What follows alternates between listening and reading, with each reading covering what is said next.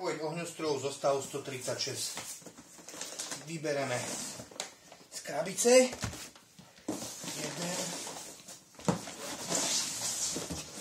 Druhý. Dáme ich vedľa seba. Pod týmato oranžovými krytkami máme prepojovacie konektory. Máme ich označované číslo 2 a tu máme tiež číslo 2. Dvojky spájame spolu. Tu máme konektor 1.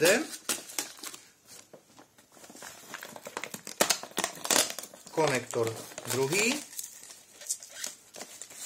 Vyťahneme na bok. Prepojíme, pekne nám do seba zapadajú. Zatiahneme, zaistíme. V tejto chvíli je prepojený. Ohňostroj máme štart.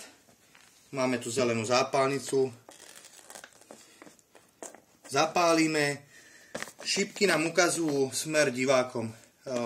Je to kvôli efektu, aby bolo vidieť pekne, ako VR strieľa. Takže buď na jednu stranu šipky budú diváci, alebo na druhú.